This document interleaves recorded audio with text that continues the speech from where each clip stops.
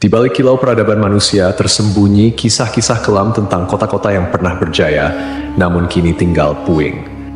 5 nama terukir dalam sejarah bukan karena kejayaannya, melainkan karena kehancurannya yang spektakuler. Kota-kota ini, yang konon dikutuk oleh Sang Pencipta, menjadi pengingat abadi akan batas antara kehendak manusia dan murka ilahi.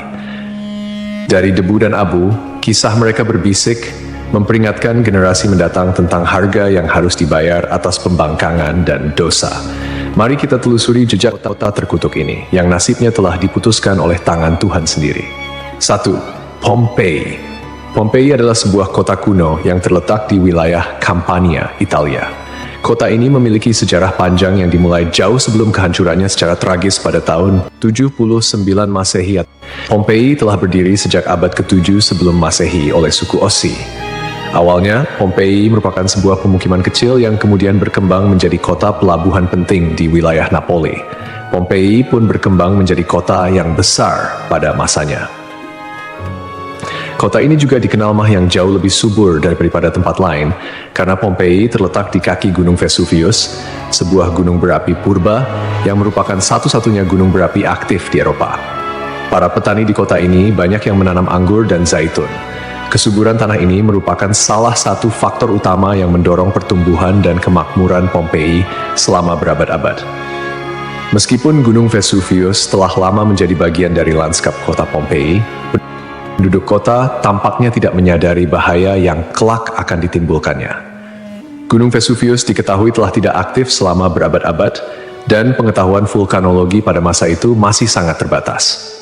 Kota Pompei merupakan bagian dari wilayah kekuasaan Romawi kuno.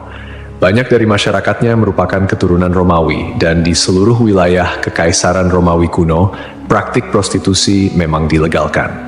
Namun Pompei menawarkan sesuatu yang lebih. Diperkirakan ada 35 rumah bordil yang tersebar di kota ini. Di Pompei ada beberapa lupanar, dengan yang paling terkenal disebut Lupanar Grande, yang merupakan satu-satunya rumah bordil besar yang ditemukan di sana. Kata lupanare sendiri berasal dari kata Latin lupa, yang berarti serigala betina, istilah yang juga digunakan untuk para pelacur pada zaman itu. Di dalam Lupanar Grande, ditemukan kamar-kamar kecil dengan lukisan erotis di dinding, yang kemungkinan besar digunakan sebagai semacam menu untuk layanan yang ditawarkan di sana. Rumah bordil ini memiliki 2 lantai. Lantai pertama diperuntukkan bagi kelas bawah, sedangkan lantai kedua digunakan oleh pelanggan kelas atas. Jumlah yang tergolong banyak mengingat Pompei hanya seluas 12 km² dengan populasi sekitar 11.000 orang. Untuk menuju rumah bordil, jalanan di Pompei diberi petunjuk arah berupa pahatan falus alat kelamin laki-laki, sebuah tanda untuk membantu orang asing yang mungkin mabuk berat atau tidak bisa berbicara bahasa lokal. Praktik prostitusi biasanya dilakukan oleh para budak yang memasang tarif sangat murah. Bahkan tarif di Pompei jauh lebih murah daripada di wilayah Kekaisaran Romawi lainnya. Dengan membayar setara harga seperempat gelas anggur, setiap laki-laki yang datang ke Pompei sudah bisa memesan pelacur. Pada salah satu dinding aula, ditemukan tulisan yang artinya, "Jika Anda mencari pelukan manis di kota ini, semua gadis di sini tersedia." Hubungan seksual yang diwajarkan tidak hanya terjadi antara laki-laki dan perempuan saja. Penemuan grafiti menunjukkan bahwa homoseksual dan pemerkosaan anak juga menjadi hal yang biasa di Pompei. Temuan inilah yang membuat Pompei dijuluki sebagai kota maksiat, terlepas dari arsitekturnya yang megah dan keberagaman karya seninya. Akhirnya, setelah kegiatan maksiat di kota ini semakin parah dan menjadi pemandangan yang lumrah, pada tanggal 24 Agustus 79 Masehi, sekitar tengah hari, terjadilah letusan mahadahsyat dari Gunung Vesuvius. Gunung ini mengeluarkan kolom erupsi yang luas dan tinggi hingga mencapai ketinggian 33 km. Abu vulkanik dan batu apung mulai berjatuhan di Pompei dan di daerah sekitarnya. Tebalnya erupsi menyebabkan kegelapan di siang hari dan membuat orang-orang kesulitan untuk bernapas, sehingga penduduk Pompei banyak yang tidak sanggup melarikan diri. Kemudian pada malam hari, letusan mencapai puncaknya. Serangkaian awan panas yang mematikan mulai menyapu kota dengan kecepatan tinggi dan membunuh siapapun di kota tersebut. Meskipun sulit untuk memastikan jumlah korban jiwa yang tepat, diperkirakan ada sekitar 2.000 orang yang tewas di kota Pompei, meskipun banyak juga yang berhasil melarikan diri pada tahap awal erupsi. Namun, mereka yang tertinggal atau terlambat melarikan diri menghadapi nasib yang sangat mengerikan. Kota maksiat ini hancur lebur bersama 500 tahun.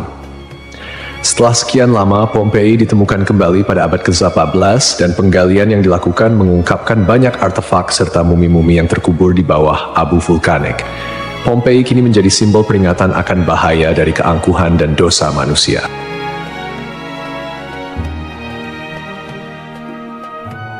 Kisah Desa Legetang. Pada suatu hari di Desa Legetang, warga melihat banyak binatang liar berkeliaran di sekitar jalan desa.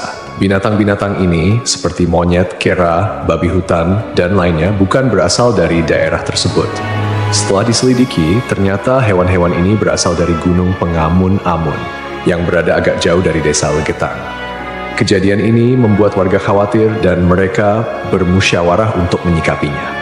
Mereka menyimpulkan bahwa turunnya hewan-hewan dari gunung adalah pertanda akan terjadinya musibah besar. Kepercayaan lokal yang menyatakan bahwa hewan bisa merasakan bencana sebelum terjadi mendorong warga Desa Legetang untuk bertindak cepat. Mereka memutuskan untuk kerja bakti membuat parit di lembah Gunung Pengamun-Amun sebagai upaya antisipasi bencana, khususnya longsor. Desa Legetang terletak di dataran tinggi Dieng, Kecamatan Batur, Kabupaten Banjarnegara, Jawa Tengah. Desa ini dikenal dengan tanahnya yang sangat subur, bahkan lebih subur dibandingkan desa-desa lainnya di sekitarnya. Sebagai contoh, jika semangka yang ditanam di desa lain hanya mencapai berat sekitar 6 kg, semangka yang ditanam di Legetang bisa mencapai 10 hingga 12 kg. Setelah parit selesai dibuat, kehidupan di desa kembali normal.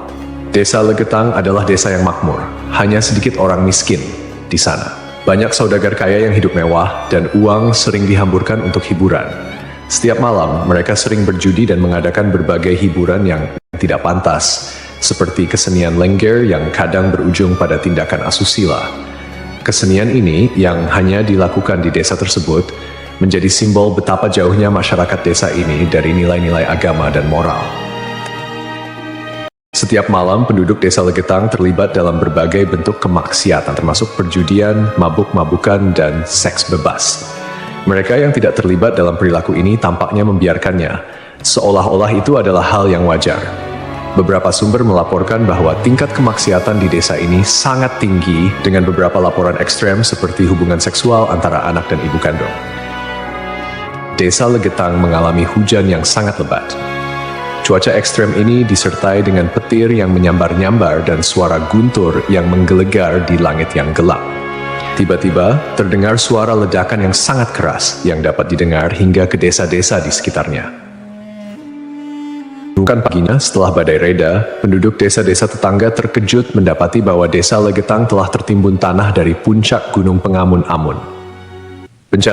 Tragedi ini menelan korban jiwa 351 orang, termasuk bayi dan balita. Hanya satu orang yang berhasil selamat, yaitu seorang pemuda bernama Suhuri yang sedang berada di luar desa saat kejadian. Secara logika, sulit untuk memahami bagaimana Desa Legetang bisa tertimpa longsoran dari puncak gunung yang jauh dan terpisah oleh lembah serta perkebunan. Penduduk desa telah membuat parit sebagai antisipasi terhadap longsor, tetapi bencana ini tampaknya melibatkan fenomena yang tidak bisa dijelaskan dengan mudah. Ada yang berpendapat bahwa kejadian ini adalah azab dari Allah, karena tidak dapat dipahami secara rasional. Ashabul Ras. Ashabul Ras adalah sebuah kaum yang hidup pada zaman dahulu. Kisah mereka disebutkan dalam Al-Quran sebagai salah satu kaum yang mendapat azab dari Allah Subhanahu wa Ta'ala. Nama Ashabul Ras secara harfiah berarti penghuni sumur atau pemilik sumur. Mereka tinggal di sebuah wilayah yang kini diperkirakan berada di antara Yamamah dan Hadramaut di Jazirah Arab. Kehidupan Ashabul Ras sangat bergantung pada sebuah sumur besar yang menjadi sumber air utama. Tidak hanya menjadi pusat kehidupan, tetapi juga menjadi simbol kemakmuran dan identitas kaum tersebut. Mereka membangun peradaban yang cukup maju di sekitar sumur ini dengan pertanian dan peternakan sebagai mata pencaharian utama. Namun, meskipun telah diberi nikmat berupa sumber air yang melimpah, Ashabul Ras justru menyalahgunakan anugerah tersebut. Mereka mengembangkan sistem kepercayaan yang menyimpang dan menyembah pohon cemara besar yang tumbuh di dekat sumur mereka. Pohon ini dianggap suci dan dijadikan objek penyembahan, menggantikan Allah Subhanahu wa Ta'ala sebagai Tuhan yang seharusnya disembah. Kemusyrikan Asyabul Ras tidak berhenti pada penyembahan pohon saja. Mereka juga mengembangkan praktik-praktik yang bertentangan dengan ajaran Tauhid, seperti membuat patung-patung yang merepresentasikan dewa-dewa mereka, kemudian melakukan ritual dan persembahan kepada pohon cemara, serta menolak ajaran-ajaran monoteisme yang dibawa oleh para nabi dan rasul. Allah Subhanahu wa Ta'ala dalam rahmatnya yang tak terbatas tidak langsung menghukum Asyabul Ras. Sebaliknya, Allah Subhanahu wa Ta'ala mengutus seorang nabi kepada mereka untuk membimbing dan mengingatkan mereka akan jalan yang benar. Nabi yang diutus ini, menurut beberapa riwayat, adalah Nabi Syuaib, meskipun ada juga yang berpendapat bahwa ia adalah nabi yang lain yang namanya tidak disebutkan dalam Al-Quran. Nabi yang diutus kepada Asyabul Ras berusaha dengan gigih untuk mengajak kaumnya kembali ke jalan yang lurus. Ia menyampaikan risalah Tauhid, mengajak mereka untuk hanya menyembah Allah Subhanahu wa Ta'ala dan meninggalkan penyembahan terhadap pohon dan berhala. Nabi ini mengingatkan mereka akan nikmat-nikmat Allah Subhanahu wa Ta'ala yang telah diberikan, termasuk sumur yang menjadi berkah dalam kehidupan mereka. Namun, meski telah diingatkan, mereka tetap keras kepala dalam kekufuran dan kemusyrikan, bahkan mulai mengancam dan memusuhi Nabi yang diutus kepada mereka. Penolakan ini berlangsung dalam waktu yang cukup lama, menunjukkan kesabaran Allah Subhanahu wa Ta'ala dalam memberi kesempatan kepada hamba-hambanya untuk bertaubat. Setelah bertahun-tahun menolak ajakan Nabi mereka dan tetap teguh dalam kekufuran, akhirnya azab Allah Subhanahu wa Ta'ala turun kepada kaum Asyabul Ras. Azab ini datang sebagai konsekuensi dari penolakan mereka yang terus-menerus terhadap ajaran Tauhid dan ketekunan mereka dalam menyembah selain Allah Subhanahu wa Ta'ala. Menurut beberapa riwayat, azab yang menimpa Asyabul Ras terjadi dalam beberapa tahap. Pertama, terjadi kekeringan dan paceklik. Allah Subhanahu wa Ta'ala mulai mengurangi curahan rahmatnya dengan menahan air hujan. Akhirnya, terjadi kekeringan berkepanjangan. Tanaman-tanaman mereka mengering dan ternak mereka mulai mati kelaparan. Ini merupakan peringatan awal bagi Asyabul Ras, namun mereka tetap tidak mengindahkannya. Kemudian terjadi pencemaran sumur. Sumur yang menjadi sumber kehidupan mereka tiba-tiba tercemar. Airnya berubah warna, berbau busuk, dan tidak layak dikonsumsi. Hal ini menyebabkan krisis air yang parah di kalangan Asyabul Ras. Lalu datanglah gempa bumi. Sebuah gempa dahsyat mengguncang wilayah tempat tinggal Asyabul Ras. Gempa ini menghancurkan bangunan-bangunan dan infrastruktur yang telah mereka bangun selama bertahun-tahun. Akhirnya, mereka pun binasa, meninggalkan kisah yang menjadi peringatan bagi generasi-generasi setelahnya tentang konsekuensi dari menolak petunjuk ilahi dan hidup dalam kemusyrikan.